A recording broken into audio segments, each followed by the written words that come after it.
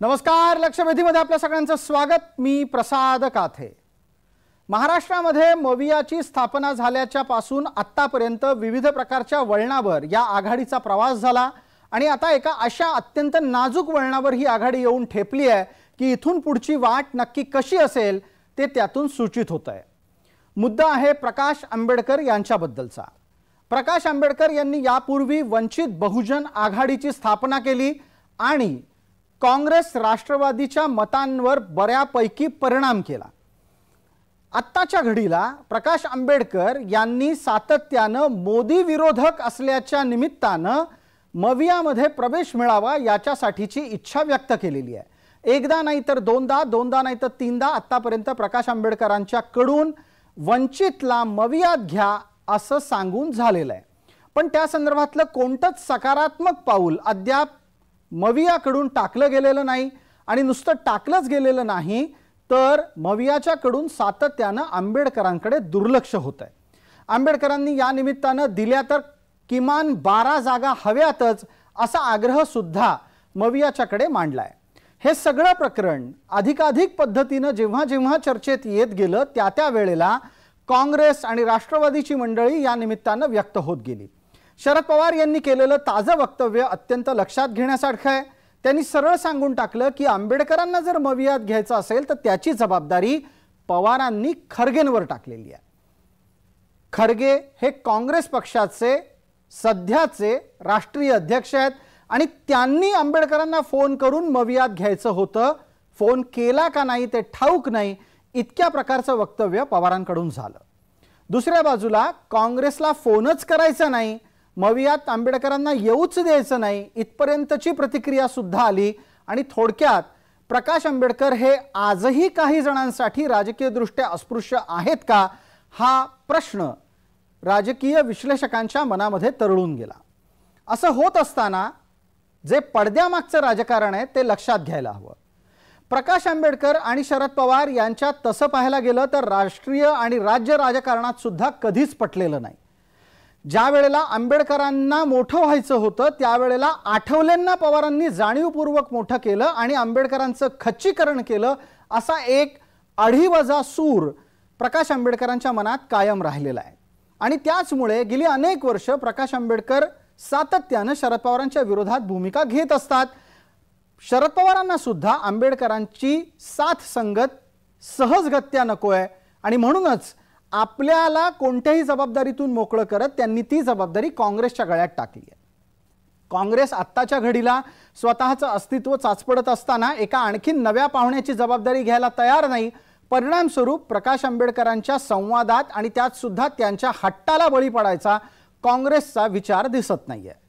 हे सगळं मवियात नक्की काय चाललंय आणि मवियाची ताकद किती प्रकारे कुठे कुठे कशी कशी लागू होईल, कमी होईल या संदर्भाने चर्चेत घेणं गरजेचं आहे। लक्षवेधीच्या आजच्या चर्चेमध्ये आपण त्या निमित्ताने विविध मान्यवर जोडलेले आहेत, त्यांचा मी आपल्याला पटकन परिचय करून देतो। आपल्या सोबत या चर्चेमध्ये प्रियदर्शी तेलंग आहेत, प्रवक्ता आहेत, ते वंचितचं प्रतिनिधित्व या चर्चेमध्ये करतायत। आपल्या सोबत या चर्चेमध्ये विकास लवांडे आहेत, ते राष्ट्रवादीचे प्रवक्ते या नात्याने या चर्चेमध्ये आहेत। आपल्या सोबत कपिल ढोके, प्रवक्ता काँग्रेस या नात्याने चर्चेत आहेत। मी सांगू इच्छितो प्रोड्युसरनी जरा नावं बदलून घ्यावीत, चुकीच्या पद्धतीने नावं दिसतात। आपल्या समोर जे विकास लवांडे म्हणून दाखवले जात आहेत ते कपिल ढोके आहेत आणि प्रवक्ता काँग्रेस म्हणून जे दाखवले जात आहेत ते वेगळी व्यक्ती, म्हणजे ते कपिल ढोके नाही आहेत। नावं सुधारली जातीलच थोड्याच वेळात। आपण पटकन त्या निमित्ताने चर्चेला आधी पुढे नेऊ। मला पटकन आधी प्रश्न विचारायचा आहे तो विकासजी आपल्याला, माझा आवाज आपल्यापर्यंत नीट येतोय? हो येतोय जी। कपिलजी कृपया स्थिर बसा, तुम्ही सतत कॅमेऱ्यात आहात, तुम्ही दिसत आहात। मला पटकन आपण सांगा की काँग्रेसवर शरद पवारांनी जबाबदारी टाकली आणि सांगितलं की खरगेंनी आंबेडकरांना फोन करावा। दुसऱ्या बाजूला आंबेडकर सातत्याने अशी भूमिका व्यक्त करतात की पवारांनी ठरवायचंय आंबेडकर येतील की नाही। नक्की काय चाललंय? नाही, खरं तर गेले अनेक दिवसापासून या संदर्भातल्या चर्चा वरिष्ठ नेत्यांच्या पातळीवर सुरू आहेत। त्याच्यामुळे आपण प्रस्तावना करताना राजकीय अस्पृश्यता वगैरे शब्द वापरला तो काही मला मान्य नाहीये। ते शब्द फार आततायी होतोय किंवा अतिरंजित शब्द आपण वापरताय, याला काहीच अर्थ नाहीये। माननीय बाळासाहेब आंबेडकर ज्यांना आपण प्रकाश आंबेडकर या नावाने पण ओळखतो, ते वंचित बहुजन आघाडीचे प्रमुख नेते आहेत आणि वंचित बहुजन आघाडीचं एक स्थान महाराष्ट्रामध्ये निश्चितच आहे, ते कुणी नाकारलेलं नाहीये. आणि म्हणून मग महाराष्ट्राच्या पातळीवर महाविकास आघाडी आहे आणि राष्ट्रीय पातळीवर इंडिया नावाची आघाडी तयार होतीये. त्या इंडिया नावाच्या आघाडीचं संदर्भामध्ये राष्ट्रीय पातळीवर खरगे साहेब असतील किंवा ते सगळे नेते मंडळी समन्वय समिती त्यांनी नेमलेली आहे, त्या समन्वय समितीत तिथे निर्णय होईल. परंतु महाराष्ट्राच्या पातळीवर महाविकास आघाडीच्यासाठी माननीय उद्धव बाळासाहेब ठाकरे असतील, माननीय शरद पवार साहेब असतील, हे नेते त्या ठिकाणी निर्णय घेत आहेत. चर्चा सुरू आहेत आणि चर्चा अतिशय सकारात्मक सुरू आहेत, अतिशय चर्चा पुढे चाललेल्या आहेत. निगेटिव्ह चर्चा अद्यापर्यंत कुठे झालेल्या नाहीयेत. जागेच्या वाटपा संदर्भात वगैरे त्या मागे पुढे होऊ राहतील चर्चा, त्याच्यात काय फार आपण काळजी करण्याचं काही कारण नाही. जी विकासजी, आपण जे सांगता आहात की चर्चा अतिशय सुरळीत पद्धतीनं चालल्या आहेत, त्यामध्ये कोणत्याही प्रकारचे अडथळे नाही आहेत. कपिल ढोकेंपर्यंत जाऊयात. कपिलजी, आवाज येतोय? तुमचा माईक सुरू आहे? माझा येतोय का व्यवस्थित? बिलकुल, तुमचा अतिशय नीट आवाज आला. शरद पवारांनी वक्तव्य केलं की खरगेंनी आंबेडकरांना फोन करावा. प्रत्यक्षात हा फोन पवार करू शकले असते का? आणि खरगेंवरती जबाबदारी देण्यामागचं काय कारण आहे? सध्या प्रकाश उर्फ ॲडव्होकेट बाळासाहेब आंबेडकरांच्या आघाडी संदर्भातली जी आपली चर्चा सुरू आहे आणि आता ज्या काही बातम्या फार मोठ्या प्रमाणात उठतात त्यामध्ये प्रामुख्याने पहिला जो समावेश असेल, त्यांना आता पहिली निवडणूक जी एकत्रित लढायची आहे ती निवडणूक लोकसभेची निवडणूक आहे जी. आणि इंडिया आघाडीची, त्यामध्ये महाविकास आघाडीपेक्षा आपण इंडिया आघाडी असं म्हटलं पाहिजे. आणि इंडिया आघाडीमध्ये जर प्रकाश आंबेडकरांसारख्या एका मोठ्या नेत्याला घ्यायचं असेल तर निश्चितच त्यातली चर्चा सुद्धा राष्ट्रीय नेतृत्वाच्या माध्यमातून, आणि इंडिया आघाडीचे आता नुकतेच राष्ट्रीय म्हणजे नेते म्हणून खरगे साहेबांना त्या ठिकाणी आता निवडलेलं आहे. आणि मग सर्वसाधारणपणे अध्यक्षाचा एक हे असतो की अध्यक्षांना एक कोणाला तरी आमंत्रण दिलं पाहिजे, आणि म्हणून पवार साहेबांनी तसं वक्तव्य केलं असेल की प्रकाश आंबेडकरांना आमंत्रण देण्याची जबाबदारी आम्ही आता खरगे साहेबांवर टाकली. खरगे साहेब इंडिया आघाडीचे अध्यक्ष म्हणून आणि काँग्रेसचे अध्यक्ष म्हणून निश्चितच बाळासाहेब आंबेडकरांना आमंत्रण देतील, त्यांना सन्मानानं इंडिया आघाडीमध्ये बोलावतील. बाळासाहेब आंबेडकर वंचित बहुजन आघाडी नावाचा पक्ष जो राज्यामध्ये चालवतात, वंचितांच्या, दलितांच्या, सर्वसामान्यांच्या मताची गरज इंडिया आघाडीला नक्कीच आहे. आणि त्याही पलीकडे बाळासाहेब आंबेडकर हे डॉक्टर बाबासाहेब आंबेडकर यांचे वारस आहेत आणि म्हणून एक चांगलं व्यक्तिमत्व इंडिया आघाडीमध्ये यावं असं सगळ्यांचं मत आहे. कपिलजी, मग तोच मुद्दा आहे की तुम्ही प्रवक्ता म्हणून जी बाजू मांडत आहात ती 100% तुमच्या अध्यक्षांच्या कडून आलेली असणार.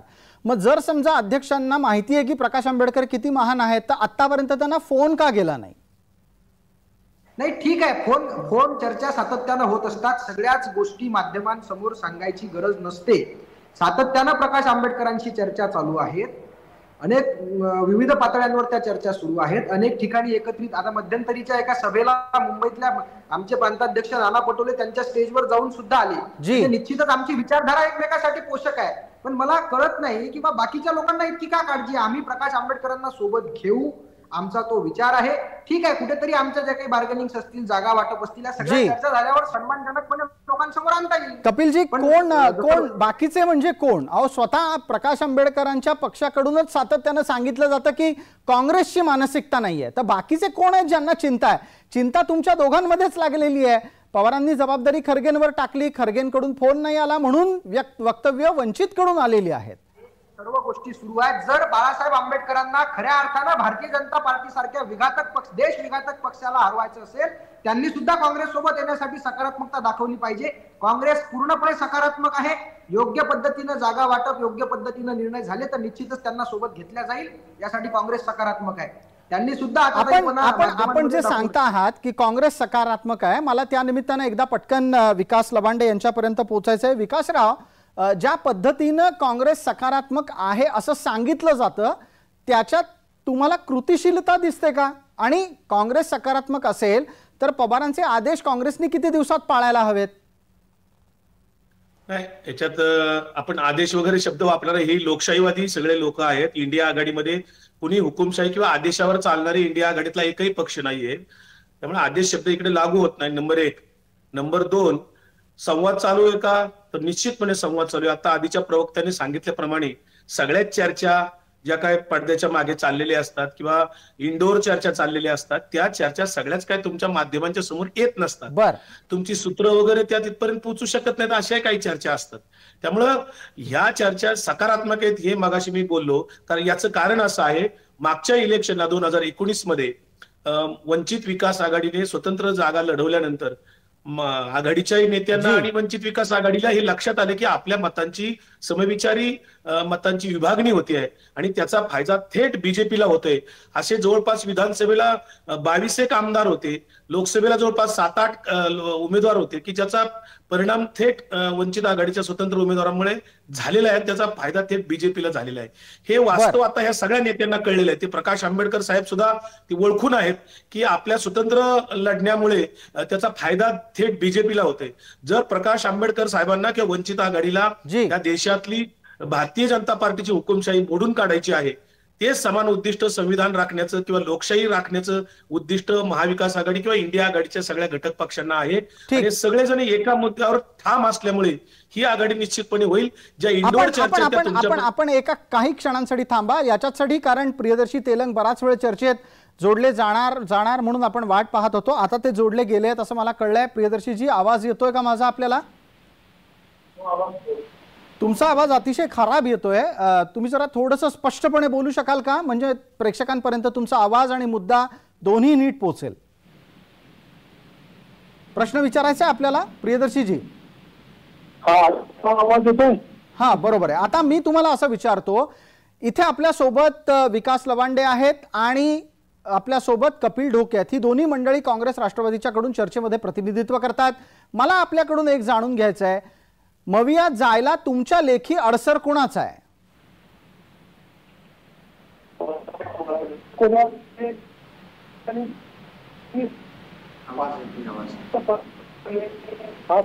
प्रियदर्शीजी, आपण काय बोलताय काहीच कळत नाहीये.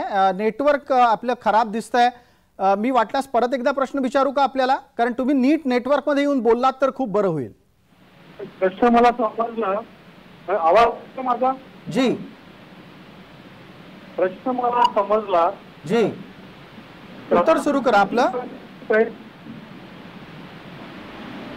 मागील कित्येक महिन्यापासून आम्ही चर्चेमध्ये जाण्याचा प्रयत्न करत आहोत. सोबत आम्ही पक्षाच्या वतीने काँग्रेसला पत्र लिहिलं, माननीय खडगे साहेबांना पत्र लिहिलं. त्याच्यानंतर संविधान सन्मान सभा जी झाली मुंबईमध्ये, त्या सभेचं आमंत्रण आम्ही माननीय राहुल गांधी यांना दिलं. त्यानंतर पक्षामध्ये मी माध्यमाच्या माध्यमातून तो लोकांपुढे मांडला, पक्षांपुढे, आणि त्या अनुषंगाने बाळासाहेब, आदरणीय बाळासाहेब आंबेडकरांनी तसं एक पत्र माननीय उद्धव ठाकरे, माननीय शरद पवार, माननीय खडगे साहेबांना ठीक आहे. प्रियदर्शीजी, आपण जे सांगता आहात तो सगळा इतिहास सगळ्यांना ठाऊक आहे. मुद्दा तो नाहीये. थेट मुद्द्यावर या आणि थेट मुद्द्यावर बोला. तुम्ही इतका प्रयत्न करूनही अद्याप तुम्ही मवियात का गेलेला नाही आहात? अधिकृतरित्या तुमचं स्वागत, सन्मान, सोहळा असं का झालेलं नाहीये? एक इंडिया अलायन्स मध्ये आता त्यांनी उमेदवार नेमला, त्याच्यामुळे कुणासोबत बोलावं हा कुणाच्याच पुढे स्पष्ट नव्हता मुद्दा. या अनुषंगाने आम्ही सातत्याने आदरणीय बाळासाहेब हे सांगत होते की या संदर्भात आम्ही आमच्या जे युती त्यांच्याशी झाली आहे शिवसेनेसोबत, त्या माध्यमातून माननीय उद्धव ठाकरे आमच्या वतीने चर्चा करतायत. आम्हाला कसलाच निरोप काँग्रेसकडनं या संदर्भात आलेला नव्हता.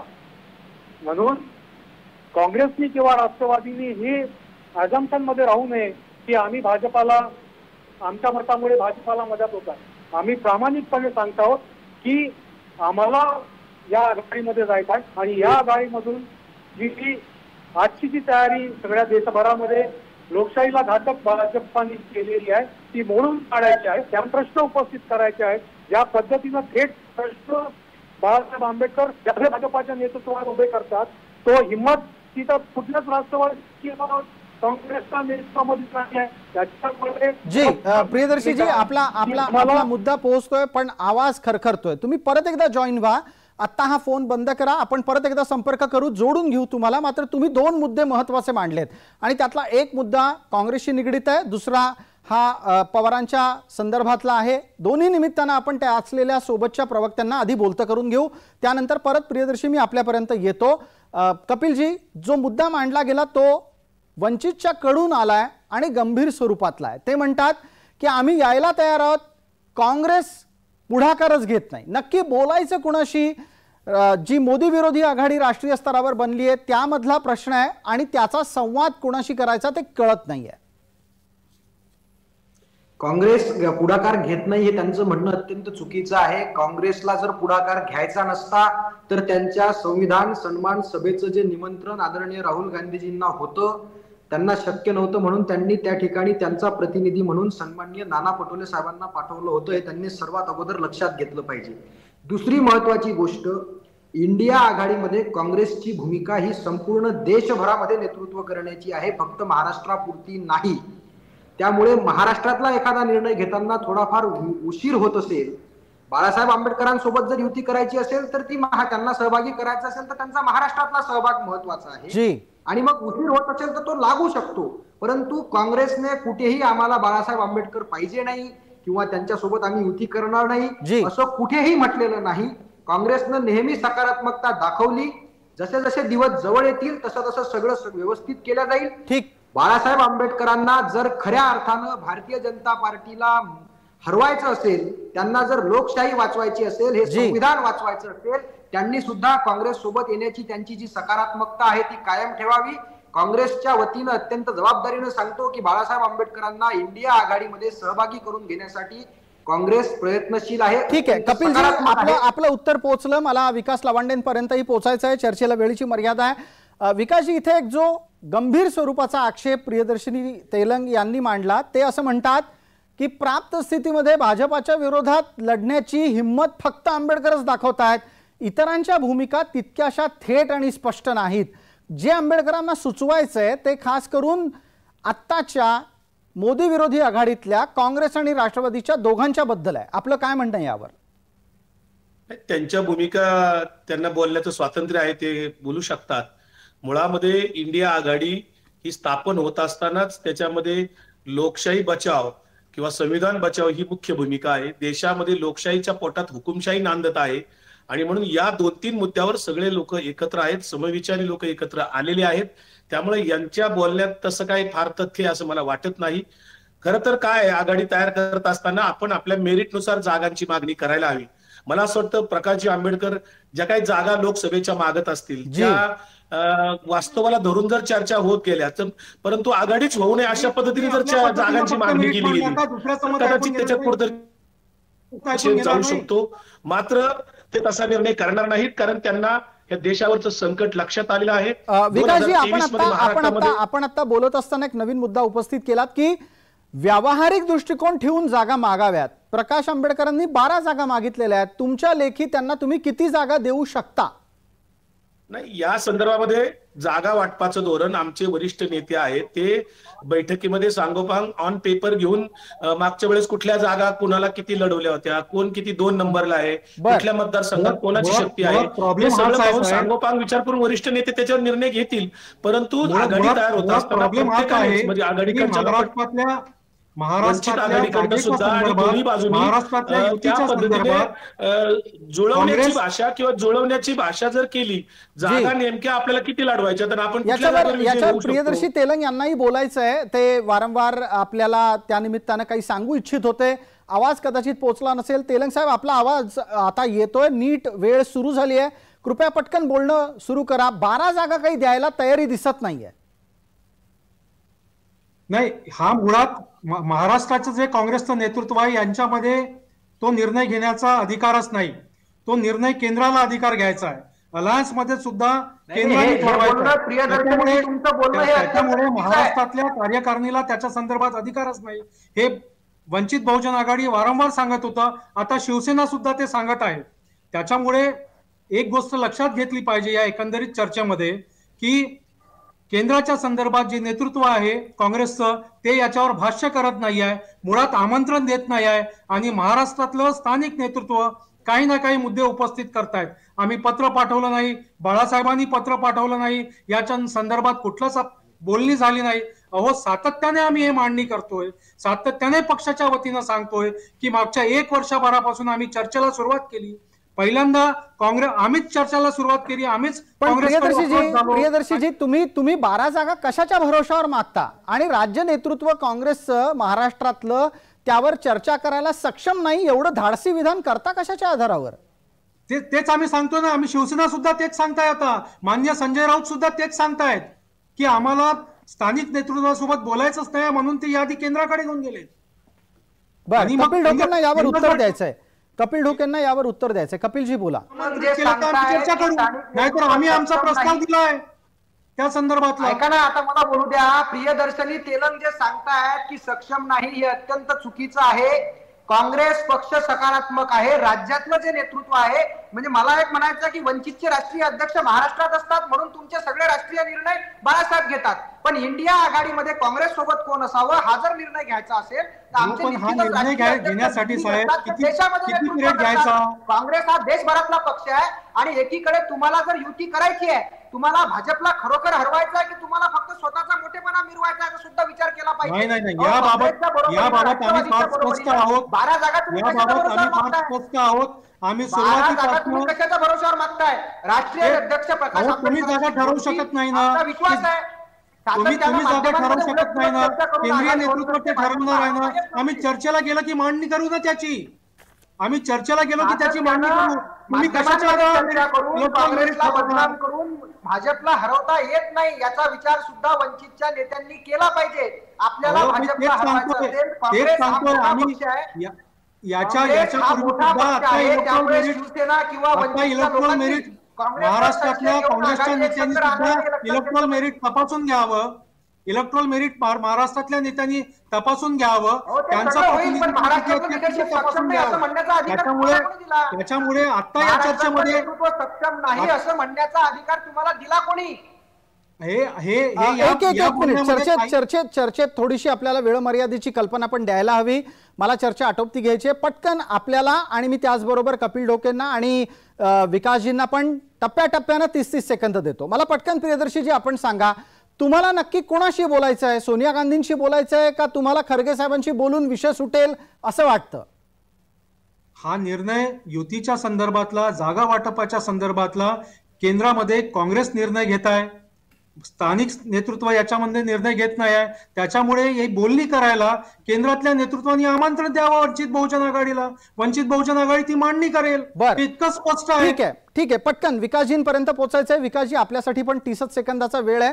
ज्या पद्धतीनं आता वंचितची मागणी आणि एकूण भूमिका समोर येते, तुमच्या लेखी मोदींच्या विरोधात उभं राहण्यासाठी वंचित मनापासून तयार दिसते आहे का?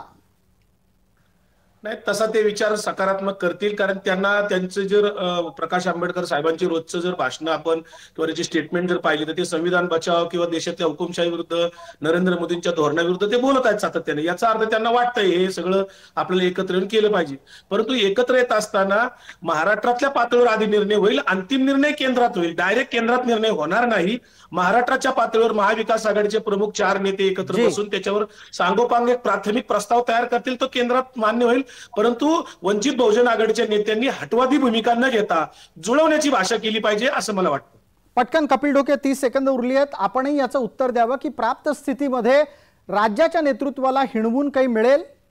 आंबेडकर साहेबांना सोबत घेण्यासाठी सकारात्मक आहेत. त्यांनी सुद्धा शांतता ठेवावी. महाराष्ट्रातले नेते सगळा निर्णय घेत नाहीत. इंडिया आघाडी संदर्भातली काँग्रेसची जी काही भूमिका आहे ती दिल्लीत राष्ट्रीय नेतृत्वाकडून ठरवली जाते. प्रकाश आंबेडकरांना सोबत घेण्यासाठी आम्ही सकारात्मक आहोत. त्यांनी सुद्धा माध्यमांमध्ये अताताईपणा करून सोबतच्या पक्षांना बदनाम करू नये माझी त्यांना विनंती आहे. त्यांना जर खरंच भाजपला हरवायचं असेल त्यांनी संयम ठेवून इंडिया आघाडीमध्ये सहभागी व्हावं. ठीक आहे, धन्यवाद. आपण सर्व मान्यवर या चर्चेत सहभागी झालात. आपल्या मतप्रदर्शनाबद्दल आभार. चर्चेला वेळेची मर्यादा असल्यानं इथेच ही चर्चा आटोपती घेतोय. लक्षवेधीच्या या चर्चेत तुर्तास इतकंच. सर्व प्रेक्षकांना जय महाराष्ट्र.